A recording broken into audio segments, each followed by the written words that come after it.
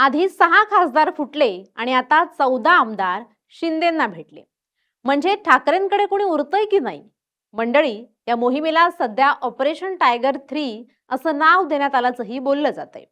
यात ठाकरे गटाचे 14 आमदार एकनाथ शिंदे यांच्या नेतृत्वाखालील शिवसेना पक्षात प्रवेश करणार असल्याच्या अत्यंत वेगवान आणि खळबळजनक राजकीय घडामोडींनी संपूर्ण महाराष्ट्राचं राजकारण ढवळून निघालंय. शिवसेना उद्धव बाळासाहेब ठाकरे पक्षाचे विधानसभेतील अस्तित्वच धोक्यात आलंय. शिवसेना शिंदे गटानं राबवलेल्या अत्यंत गुप्त अशा ऑपरेशन टायगर 3 या मोहिमेअंतर्गत ठाकरे गटातील 4 प्रमुख आमदारांनी नुकतीच एका अज्ञातस्थळी एकनाथ शिंदेंची गुप्त भेट घेतली. त्यांच्यासोबत एकूण 12 ते 14 आमदार असल्याचा थेट दावा सत्ताधारी गोटातून अत्यंत आत्मविश्वासानं केला जातोय. काही दिवसांपूर्वीच ठाकरे गटाच्या 6 खासदारांनी पक्षाला जय महाराष्ट्र करत एकनाथ शिंदेंच्या शिवसेनेत अधिकृत प्रवेश केल्याचा मोठा धक्का उभा राहिला होता. त्या धक्क्यातून ठाकरे कुटुंब सावरत नाही.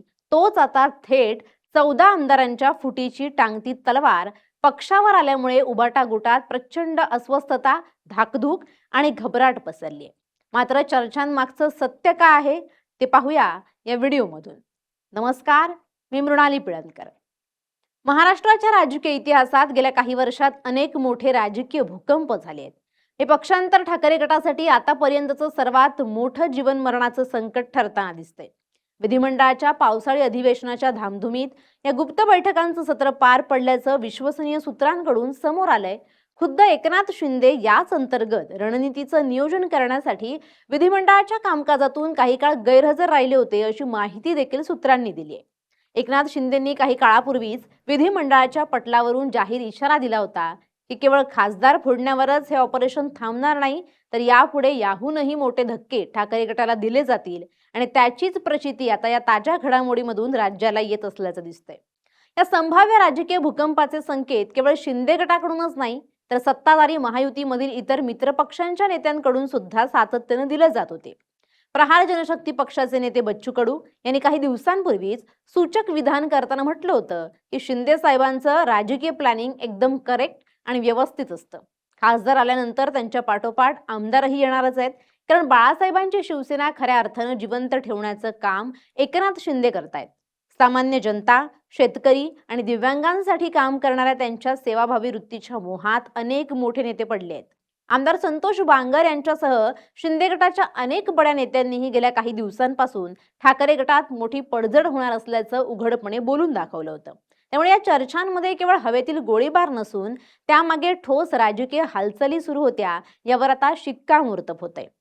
या अभूतपूर्व बंडखोरीच्या आणि फुटीच्या पार्श्वभूमीवर ठाकरे गटाचे प्रमुख उद्धव ठाकरे अत्यंत सावध झाले आहेत. त्यांनी संभाव्य मोठी फूट रोखण्यासाठी मुंबईतील शिवालय या पक्ष कार्यालयात आमदारांची तातडीची आणीबाणीची बैठक बोलावली होती. परंतु या अतिशय महत्त्वाच्या बैठकीलाच ठाकरे गटाच्या 4 प्रमुख आमदारांनी उघडपणे दांडी मारल्यामुळे मातोश्रीची चिंता आणि संशय अधिक बळावला.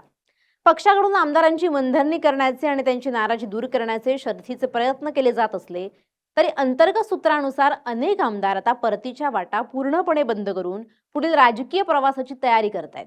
ठाकरे गटाकडे सध्या विधानसभेत अवघे 20 आमदार शिल्लक आहेत आणि अशा स्थितीत जर महाविकास आघाडी सोडून ते 14 आमदार एकनाथ शिंदेंच्या गळाला लागले तर उद्धव ठाकरे यांच्याकडे अवघे 6 आमदार उरतील. त्यामुळे विधानसभा निवडणुकीच्या तोंडावर तांत्रिकदृष्ट्या आणि कायदेशीरदृष्ट्या ठाकरे गटाचं विधिमंडळातील अस्तित्व जवळजवळ संपुष्टात येण्याची भीती निर्माण झाली आहे. या संपूर्ण राजकीय घडामोडींवर ठाकरे गटाचे तरुण नेते आदित्य ठाकरे यांनी विधिमंडळात आणि माध्यमांसमोर अत्यंत संतप्त प्रतिक्रिया व्यक्त केली. त्यांनी पक्षांतर करणाऱ्या आणि एकनाथ शिंदेंच्या संपर्कात असलेल्या नेत्यांवर अत्यंत शेलक्या शब्दात टीका करताना त्यांना भित्रे आणि विकले गेलेले लोक असं संबोधलं. आदित्य ठाकरे यांनी आरोप केलाय की हे लोक उद्धव बाळासाहेब ठाकरे आणि महाविकास आघाडीच्या नावावर मतदारांच्या भरवशावर भाजपच्या उमेदवारांविरोधात निवडणूक जिंकून आले आणि आता ते वैयक्तिक स्वार्थासाठी पक्ष सोडून जात आहेत. भाजपला देशाचं संविधान बदलायचंय आणि त्यासाठीच ते देशात सर्वत्र प्रादेशिक पक्ष फोडण्याचं राजकारण करतायत. जसा त्यांनी बंगालमध्ये तृणमूल काँग्रेस आणि दिल्लीत आम आदमी पक्षासोबत प्रयत्न केला, तसाच प्रकार ते महाराष्ट्रात शिवसेनेसोबत करत असल्याचा दावा त्यांनी केला. देशात कायदा आणि संविधान जिवंत असेल तर आम्हाला शेवटी सर्वोच्च न्यायालयात नक्कीच न्याय मिळेल, असा विश्वासही त्यांनी व्यक्त केलाय. आदित्य ठाकरे यांच्या या टीकेला एकनाथ शिंदे यांनीही विधिमंडळात अत्यंत आक्रमकपणे प्रत्युत्तर सुद्धा दिलं. विरोधी पक्षाच्या नेत्यांनी सभागृहात केलेल्या टीकेनंतर एकनाथ शिंदेंनी थेट विचारणा केली की तुमचे तरुण नेते आदित्य ठाकरे सभागृह सोडून कुठे गेले? ते घरी गेले का? विरोधकांचे आरोप हे केवळ त्यांच्या पदरी पडलेल्या प्रचंड अपयशातून आणि नैराश्यातून येत आहेत, कारण नुकत्याच घडलेल्या राजकीय घडामोडींमुळे विरोधी पक्षाचे धाबे दणाणले. विरोधकांनी इतरांवर चिखलफेक करण्याऐवजी स्वतःच्या पक्षाचं आत्मपरीक्षण करावं असा टोला लगावताना शिंदेंनी हिंदीतील एका प्रसिद्ध म्हणीचा वापर करून सांगितलं की ज्यांनी स्वतःची घरं काचेची असतात त्यांनी दुसऱ्यांच्या घरावर दगड फेकू नयेत. विरोधक या राजकीय धक्क्यांनी पुरते हादरले आहेत. आगामी काळात त्यांना याहूनही मोठे धक्के सहन करावे लागतील असा थेट इशारा शिंदेंनी दिला. सध्याच्या घडीला सर्वात मोठा प्रश्न हा निर्माण झालाय की ठाकरे गटात अखेर कुणी उरेल की नाही, आणि हे आमदार थेट अधिकृत प्रवेश करणार की कायदेशीर कचाट्यातून वाचण्यासाठी वेगळी रणनीती आखणार. पक्षांतर बंदी कायद्यानुसार जर एखाद्या पक्षाचे 2/3 आमदार एकत्र बाहेर पडले तरच त्यांच्यावर अपात्रतेची कारवाई टळू शकते. ठाकरे गटाच्या 20 आमदारांपैकी 14 आमदारांचा आकडा हा 2/3 बहुमताचा आकडा अगदी अचूक पूर्ण करतो. त्यामुळे कायदेशीररित्या त्यांचे आमदारकीचं पद धोक्यात येणार नाही. त्यामुळे हे 14 आमदार सामूहिकरित्या एकनाथ शिंदेंच्या अधिकृत शिवसेनेत प्रवेश करण्याची पूर्ण शक्यता राजकीय विश्लेषकांकडून वर्तवली जाते. खासदार आणि आमदारांनी ही प्रचंड मोठी गळती पाहता उद्धव ठाकरे यांनी ज्या जागांवरून त्यांचे लोक सोडून गेले तिथे स्वतः दौरा करून थेट जनतेशी संवाद साधण्याची आणि संघटना पुन्हा उभी करण्याची तयारी सुरू केली आहे.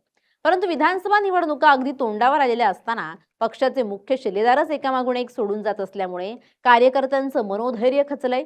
एकनाथ शिंदेंनी अल्पावधीच शिवसेनेला महाराष्ट्रातील दुसऱ्या क्रमांकाचा सर्वात मोठा पक्ष बनवण्यात यश मिळवलं असून संसदेतील आणि विधिमंडळातील वाढत्या संख्याबळामुळे खरी शिवसेना आपलीच असल्याचं त्यांनी पुन्हा एकदा सिद्ध केलंय. या पार्श्वभूमीवर येत्या काही तासात किंवा दिवसात ऑपरेशन टायगर 3 चा अंतिम अंक अधिकृतपणे राज्यासमोर येईल, ज्यानंतर महाराष्ट्राच्या सत्तेचं आणि भविष्यातील राजकारणाचं चित्र पूर्णपणे बदललेलं पाहायला मिळू शकतं. Bureau report, LS Marathi.